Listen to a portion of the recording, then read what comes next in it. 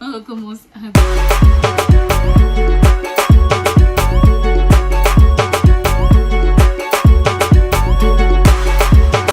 J'espère que vous allez bien. Moi ça va nickel, mais vraiment ça va vraiment nickel, parce que vraiment là aujourd'hui je suis contente parce que je filme dans un endroit où c'est calme, mais vraiment les filles, je tourne dans ma chambre et c'est très calme, et j'espère vraiment que la vidéo elle va donner un rendu parfait, parce que j'ai quand même une petite lumière, j'ai une petite ring light là devant moi, et voilà, mais vraiment j'espère vraiment que ça va bien se passer aujourd'hui.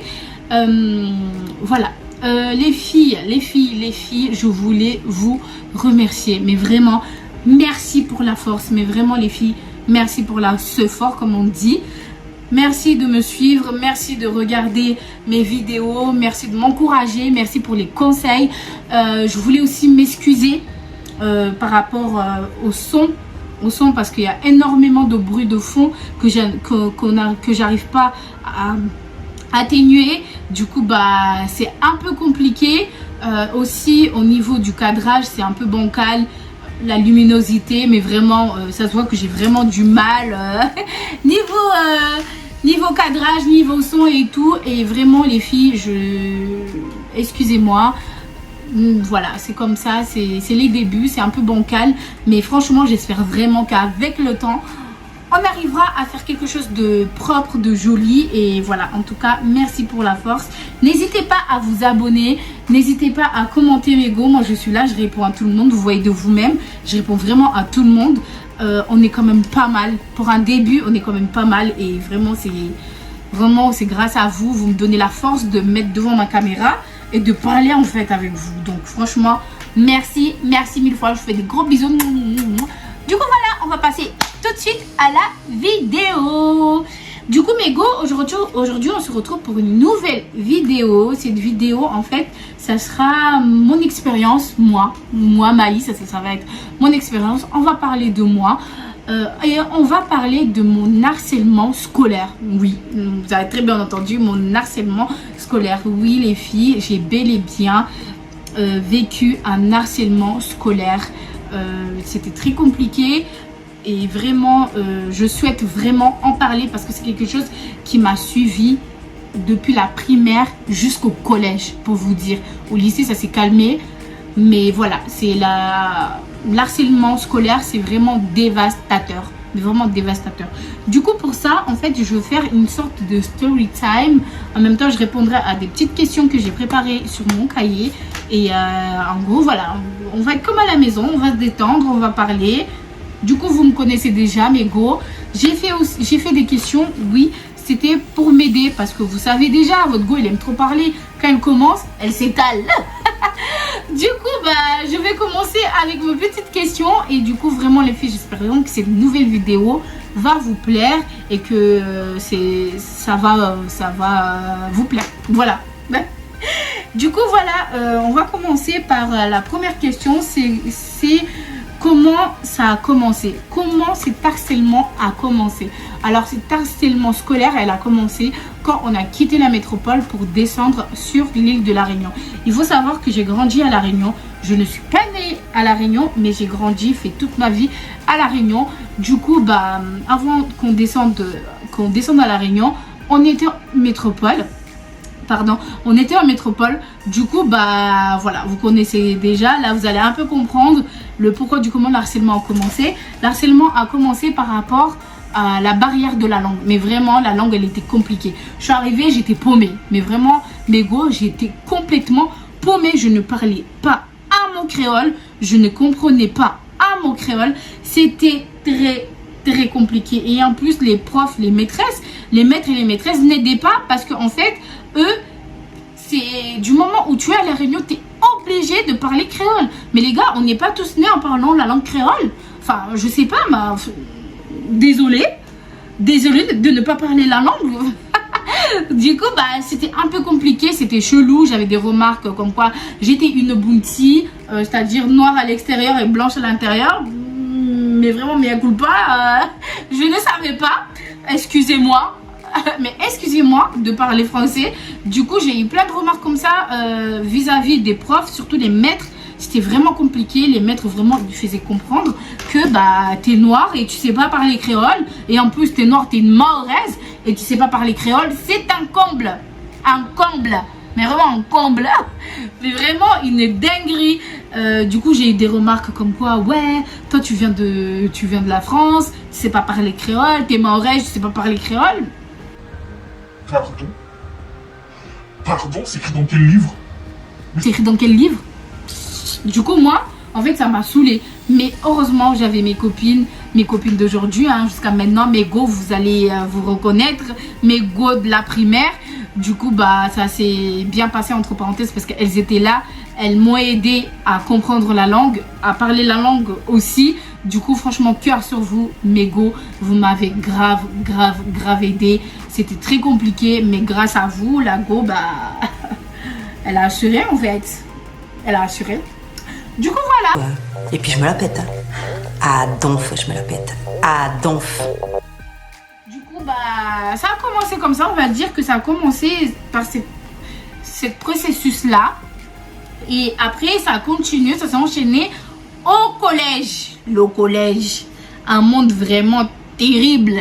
Les enfants vraiment sont déchaînés au collège. On est méchants entre nous, hein.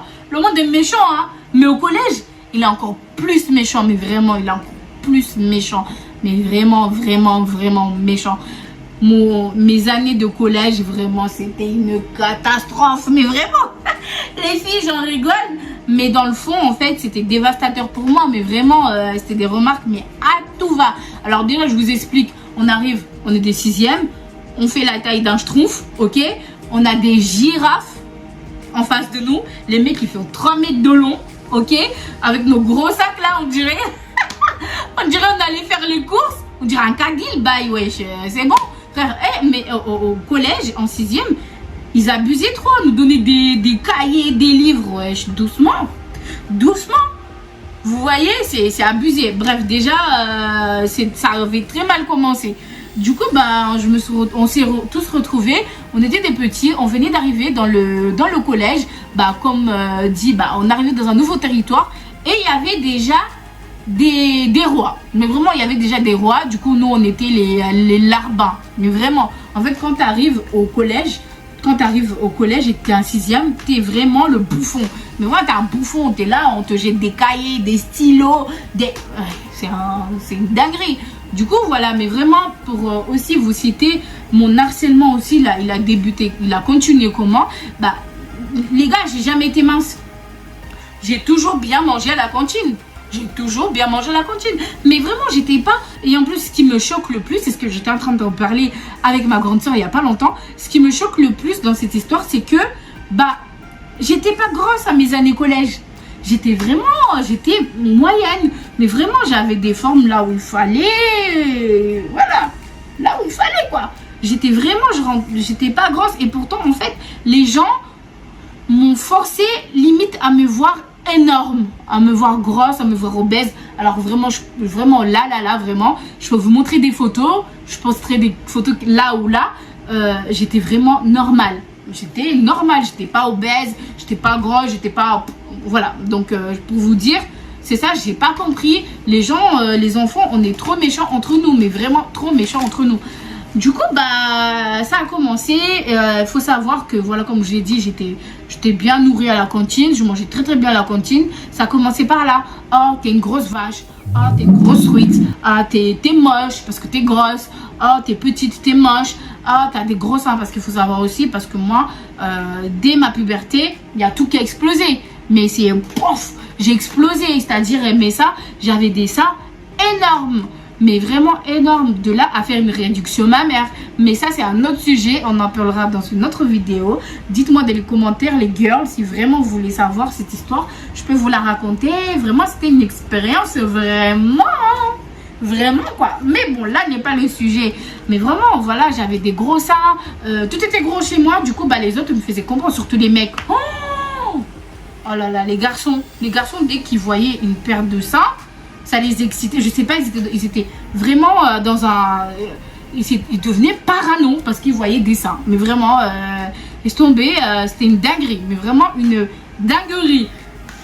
Du coup, bah, ça a commencé par t'es noir, tu parles pas créole, tu te la pètes, t'es une bounty, ouais, tu fais que parler français, tu te prends pour qui, ouais, tu t'habilles comme ça. Ouais, parce qu'en fait, ma mère, c'est quelqu'un, dès que, déjà, j'avais des sœurs, elles étaient, la mode, elles étaient à la page, ok?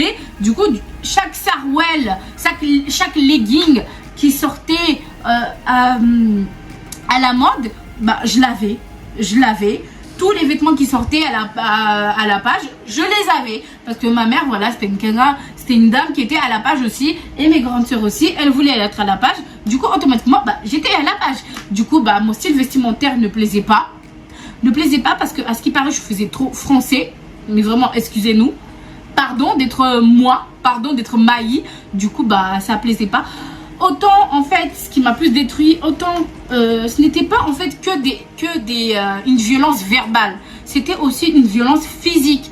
Mais vraiment, il y avait des violences verbales, c'est-à-dire les insultes, les insultes au quotidien. Tu partais à l'école, c'était pesant. Moi, vraiment, il y avait un moment, je voulais plus partir à l'école parce que c'était vraiment une dinguerie. C'était vraiment trop chaud. Et aussi, les violences, pardon.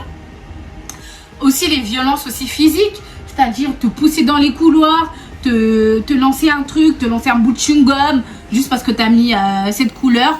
Voilà, un jour, je me souviens dans les couloirs du collège, c'était Noël, mais vraiment j'avais mis un haut blanc et un collant blanc et un short rouge. Et bah, il y a une fille qui est sortie de là-bas qui me dit bonjour Mère Noël, t'es grosse. T'es vraiment la femme à Père Noël. Et vu que les autres c'est des moutons derrière. Mais vraiment ridicule quoi. La meuf tu la vois, elle est comme ça quoi. Mais un brindille, mais vraiment un brindille, je sais pas on dit un brindille ou une brindille. Mais vraiment la petite, elle était fine comme ça. Je la poussais, elle tombait en bas de l'escalier quoi. Mais vraiment pour vous dire j'étais une 6e. Du coup bah j'avais pas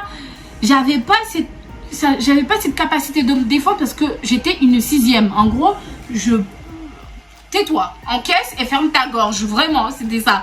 Du coup, c'était très compliqué, mais vraiment très compliqué. Et je peux vous dire, ça a continué jusqu'à, on va dire, à mes 4e.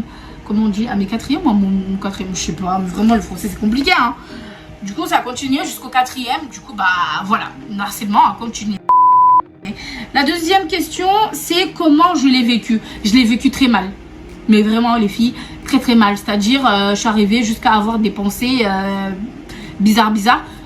Sur YouTube, on n'a pas le droit de dire des mots, j'ai vu avec les autres youtubeuses, qu'on n'a pas le droit de dire des mots bizarres. Donc, les mots chauds. Du coup, bah vous comprenez de vous-même les pensées noires que j'ai eues.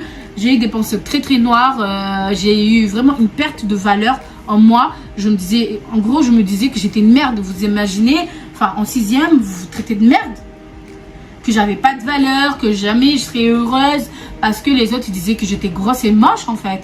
Vous voyez, j'étais rentrée dans cette bulle. Je parlais à personne, je n'osais vraiment parler à personne à part mes copines, mais vraiment mes copines, mais vraiment mes gossures quoi. Et ce sont restés vraiment toujours les mêmes tout le long quoi. Et du coup c'était très compliqué pour moi à me démarquer et à être moi-même, à être maï. C'est-à-dire je me mettais beaucoup des bâtons dans les roues. J'arrivais pas à m'exprimer exactement. Je n'arrivais pas à m'exprimer. Je n'arrivais pas à être moi-même. Du coup je l'ai très mal vécu. Voilà. Et la troisième question, c'est comment j'ai pu faire arrêter cela. Mais vraiment les filles, je ne sais pas quand est-ce que ça s'est arrêté. Clairement, je pense que ça s'est arrêté quand j'ai commencé à... Comment on dit? Quand j'ai commencé vraiment à me... Ah, je perds les mots. Oh là là, j'ai oublié. En gros, quand j'ai commencé à montrer que... à me révolter. Voilà. Oh là là, mais vraiment... ça a commencé...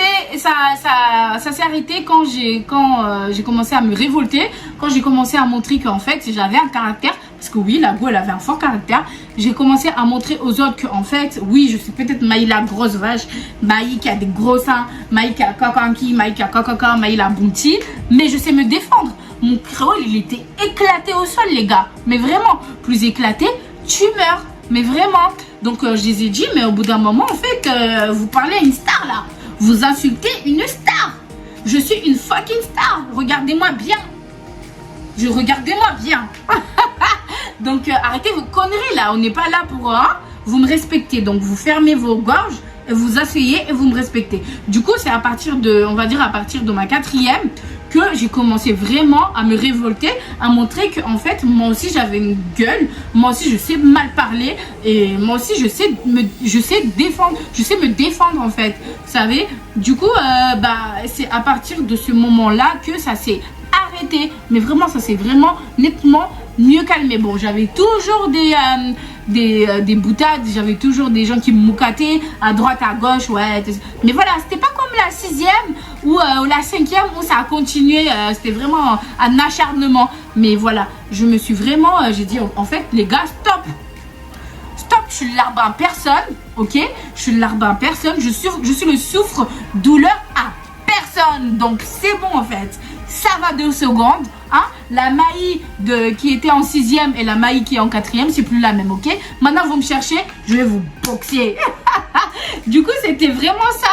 Du coup j'ai dit aux autres en fait stop, que voilà, on n'est pas là pour ça, on n'est pas là pour on n'est pas là pour de l'acharnement. Ça va 2 secondes, c'est bon, vous vous êtes amusés. Si vous voulez vous acharner sur quelqu'un, allez dehors, il y a des murs, il y a des arbres, allez vous taper dessus et ça va passer, et ça va passer. Et ça va passer. La deuxième question, c'était quelles ont été les répercussions après le collège. Mais vraiment, les filles, je vous dis, après le collège, c'était quand même une délivrance. Mais vraiment une vraie délivrance. Parce que je me suis dit, ouf, c'est bon, c'est passé. J'ai passé mon lycée, j'ai passé mon collège, pardon. Ça, c'est... ça a très mal débuté, mais à la fin quand même ça s'est quand même très bien terminé, parce que mes années 4e et 3e, mais vraiment j'ai adoré mes meilleures années, j'ai kiffé, mais vraiment cœur sur vous, sur mes camarades du collège, mais vraiment surtout en 3e, oh là là, on était, mais vraiment on n'était pas sages du tout là les gars. Je suis pas fière, en 3e je m'étais un peu trop révoltée, j'avais pris un peu trop la confiance en fait. La go, c'est bon, on a compris que tu as confiance en toi, mais c'est bon en fait, calme, on redescend sur terre, hein, tu n'es que Maï. On redescend sur terre. Du coup, je m'étais un peu trop révoltée, je montrais que voilà, moi j'ai peur de rien, j'ai peur de personne. Du coup, j'étais un peu... Mais vraiment, ça m'a aidé à grandir. Mais vraiment, ça m'a aidé d'ouf à me forger mon caractère, à forger la personne que je suis maintenant. Je sais qu'il y a des filles qui vraiment, enfin je sais qu'il y a des enfants, je veux pas dire il y a des filles, il y a des enfants qui vivent ça actuellement, actuellement au collège. Il y a des jeunes enfants qui vivent l'harcèlement scolaire, mais constamment, mais vraiment, et cœur sur eux, que du courage sur eux. Et j'ai envie de leur dire que tôt ou tard, ça paye.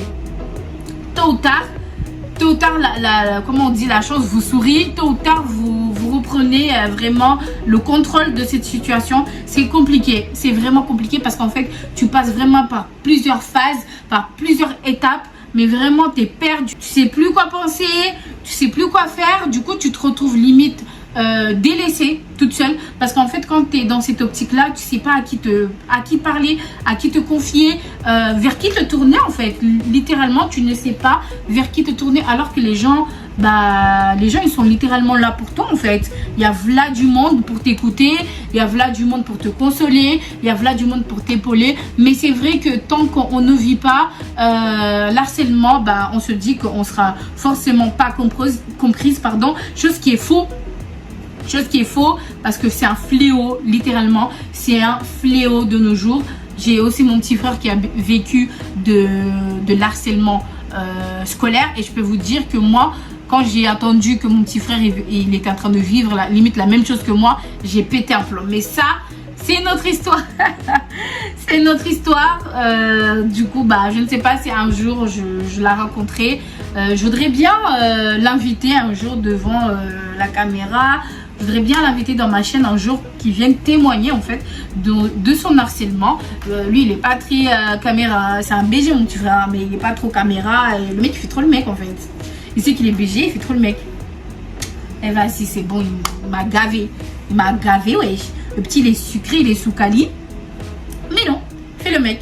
Bref, je m'étale. Vous voyez quand je vous dis que votre go, il s'étale trop. Voilà, c'est ça le problème. Du coup, bah moi, ça m'a forgé. Pour revenir, ça m'a grave forgé. Et ça a fait de moi la femme que je suis maintenant.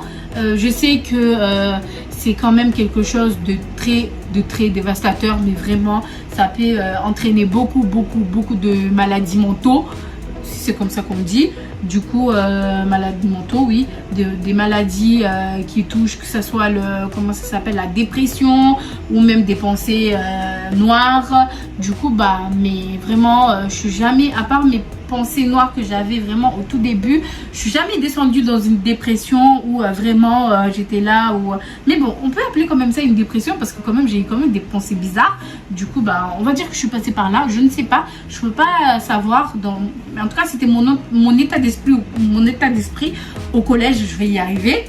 Du coup, voilà, mes go, c'est la fin.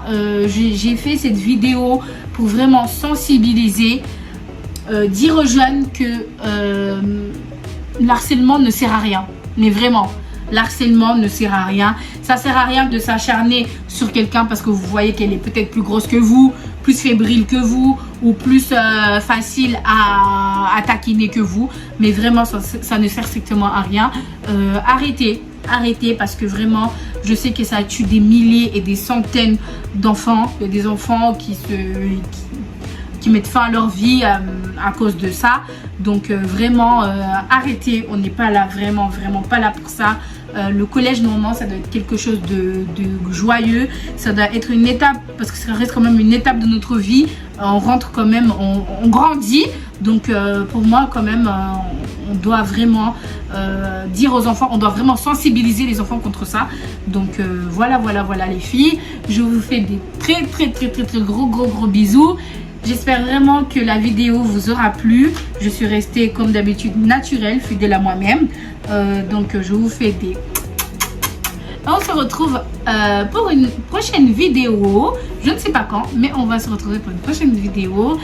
Surtout, n'oubliez pas de vous abonner et de liker. Mettez un petit commentaire si vous avez aimé. Et bisous, ciao!